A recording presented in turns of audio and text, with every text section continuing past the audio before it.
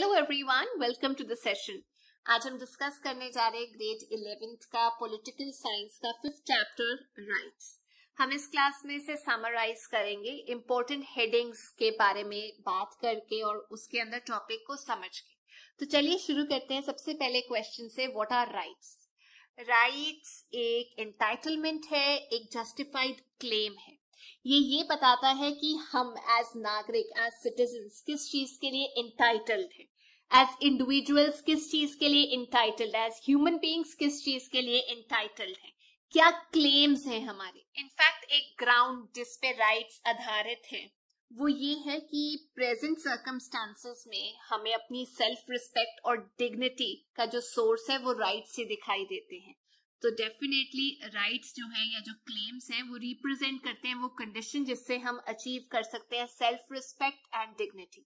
एक और ग्राउंड है ऑन विच राइट्स हम क्लेम करते हैं, वो ये है कि हमारे वेल बीइंग के लिए इंडिविजुअल अपने स्किल, अपने टैलेंट को ग्रो कर सके, उसके लिए राइट्स का होना बहुत जरूरी है, हक का होना बहुत जरूरी है। तो अब टॉपिक आ जाता है कि where do rights come from, ये आते कहां से हैं। देखिए 17th और 18th सेंचुरी में बताया ये गया था बाय पॉलिटिकल थ्योरिस्ट, ये आर्ग्यू किया गया था कि जो राइट्स हैं ये नेचर ने हमें दिए हैं, भगवान ने हमें दिए। इसका मतलब ये कि ये राइट्स हम लोगों को किसी रूलर ने, सोसाइटी ने नहीं दिए, ये हमें बाय बर्थ मिले हैं, हमारी existence as a human being की वजह से मिले हैं। तो रिसेंट ईयर्स में ये जो टर्म है ह्यूमन राइट्स, ये ज्यादा क्रॉप अप इसलिए कर रही है as compare to natural rights, क्योंकि ये जो आइडिया है कि ये नेचुरल लॉ है, ये जो नॉर्म्स हैं ये नेचर ने हमें दिए हैं, भगवान ने हमें दिए हैं, ये आज की डेट में काफी अनएक्सेप्टेबल है। साइंटिफिक हो गए हैं लोग। तो राइट्स को आज की डेट में गारंटी के तौर पे देखा जाता है जो ह्यूमन बीइंग्स को मिलती है, ताकि वो एक minimal level of good life enjoy कर सके। ये जो कॉन्सेप्ट है फ्री और इक्वल सेल्फ का, इसे इंपॉर्टेंस मिलती है आज की डेट में और इंक्रीजिंगली इंपॉर्टेंस मिल रही है, क्योंकि ये चैलेंज कर रहा है जो एग्जिस्टिंग इनइक्वालिटी है सोसाइटी में on the basis of race, caste, religion, gender. तभी तो बात कर रहे हैं कि ये क्या फ्रीडम और राइट के बारे में बात हो रही है।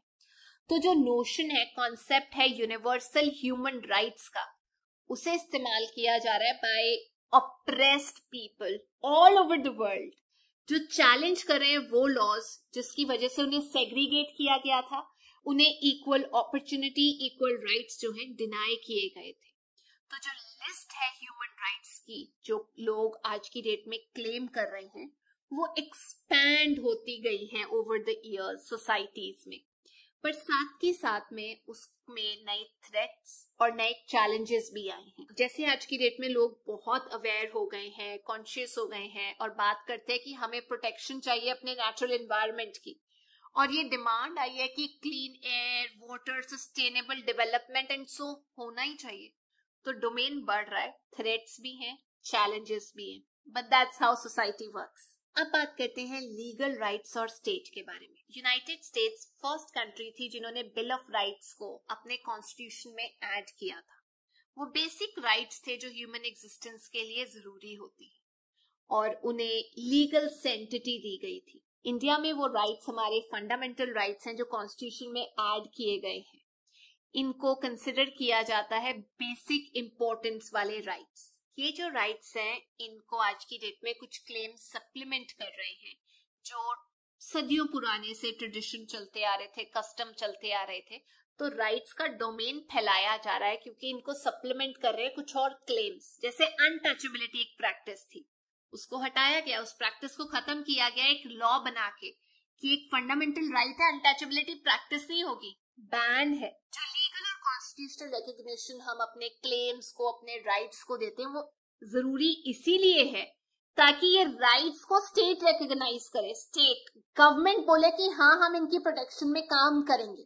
अगर लीगली इनको नहीं लिखा गया तो स्टेट नहीं प्रोटेक्ट कर पाएगी, आप कहीं पे भी जाके अपने राइट्स के लिए फाइट नहीं कर पाएंगे। इनफैक्ट काफी केसेस में जो क्लेम्ड राइट्स होते हैं they are all directed towards the state.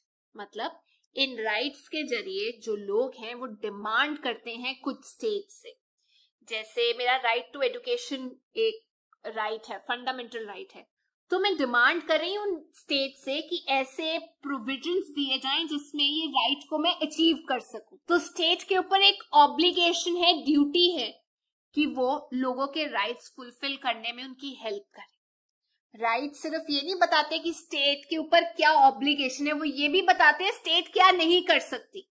जैसे स्टेट मेरी राइट टू लिबर्टी, जो फ्रीडम है, उसे कर्टेल ही कर सकती, जब चाहे मुझे अरेस्ट करके बिहाइंड द बार्स नहीं डाल सकते क्योंकि स्टेट पावर में है, गवर्नमेंट चल रही है। नो, अरेस्ट वारंट का होना जरूरी है, जुडिशियल ट्रायल होना जरूरी है। तो रोक भी लगाती है स्टेट के ऊपर और ये भी बताती है किस तरीके से एक्ट करना है, रिफ्रेन भी करती है कुछ चीजें करने से।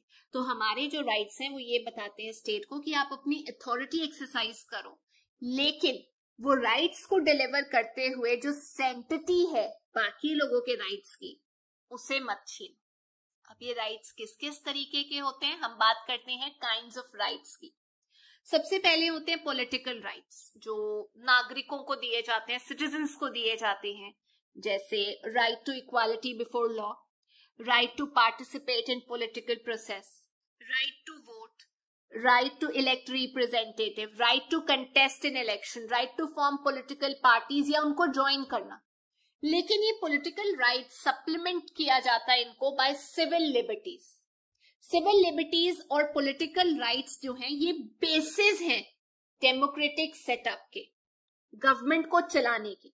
अब सिविल राइट्स क्या क्या हो सकते हैं? Right to a free and fair trial, right to express one's views freely, right to protest and express dissent कि मुझे ये पसंद नहीं है। तो कलेक्टिवली ये दोनों इकट्ठे काम करते हैं।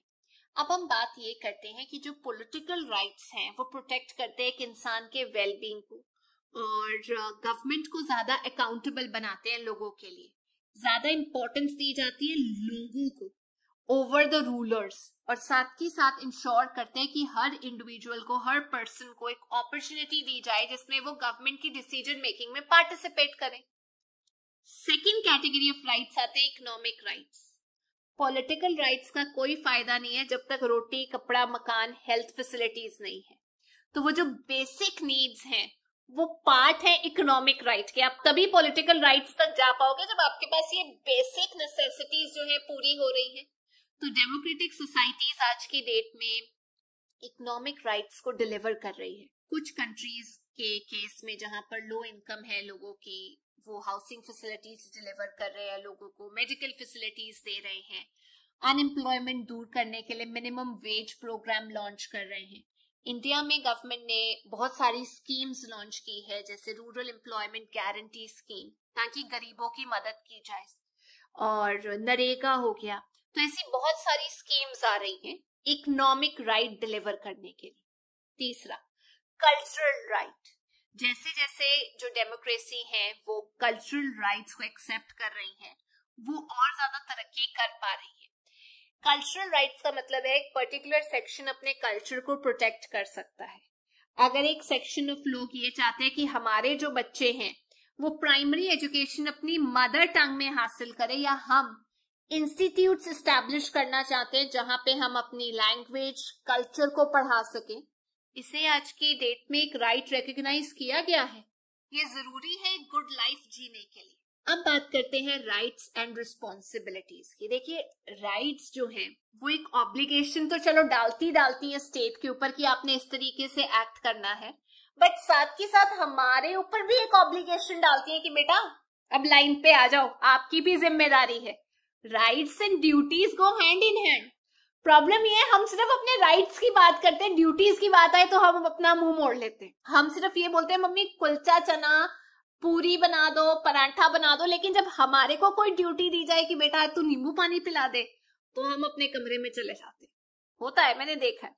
अब जब राइट्स और रिस्पॉन्सिबिलिटी की बात की जा रही है तो उसमें 4 इंपॉर्टेंट कंसिडरेशन है जो हमें पढ़ने चाहिए। जो फर्स्ट इसका पॉइंट है वो ये है कि ये जो राइट्स है ये कंपेल करते हैं हमें सोचने पे, ना केवल कि आप अपने पर्सनल इंटरेस्ट के बारे में सोचो, पर्सनल नीड्स के बारे में सोचो, बट कॉमन गुड के बारे में सोचो, सबकी भलाई के लिए सोचो, जो सबके लिए अच्छा हो। दूसरा, मिनिमम लेवल ऑफ रिस्पेक्ट की जरूरत है दूसरे लोगों के लिए, जो आप एक्सपेक्ट करते हो कि आपको मिलनी चाहिए। अगर आप अपने व्यूज एक्सप्रेस करते हो, आप ये चाहते हो कि उसमें कोई इंटरफेयर ना करे आपकी चॉइसेस में, तो दूसरे पे भी वो लागू होते हैं। रिस्पॉन्सिबिलिटी आ गई ना आपकी कि आप दूसरे पे भी वो लागू हो रहे हैं।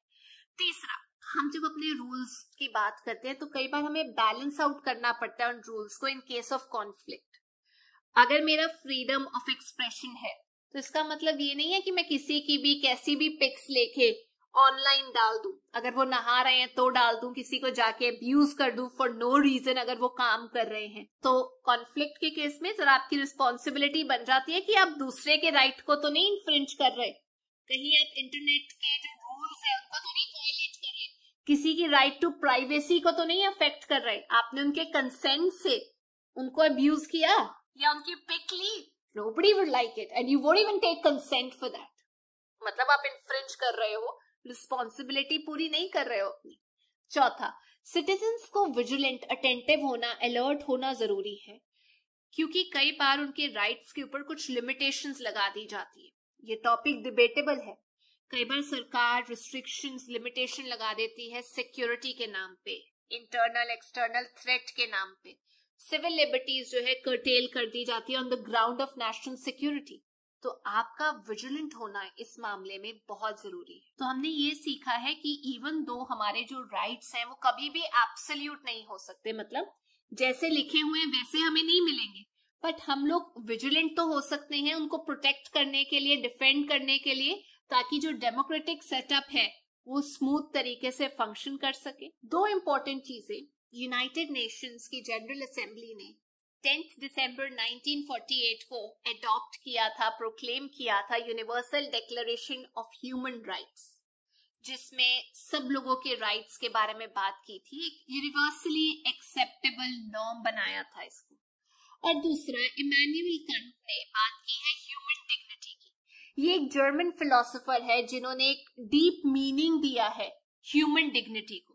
वो कहते हैं हर इंसान की अपनी डिग्निटी है। अगर कोई गरीब है, चोर है, किसी पर्टिकुलर कास्ट से है, अनएजुकेटेड है, इसका मतलब ये नहीं है कि उसकी डिग्निटी नहीं है। हर किसी की डिग्निटी है। आप दूसरों को वैसे ट्रीट करो जैसे आप खुद ट्रीट होना चाहते हो। तो इनका आइडिया आज की डेट में यूज किया जाता है जो सोशल हायरार्की है, ह्यूमन राइट्स को जहां इन्फ्रिंज किया जाता है उस केस में।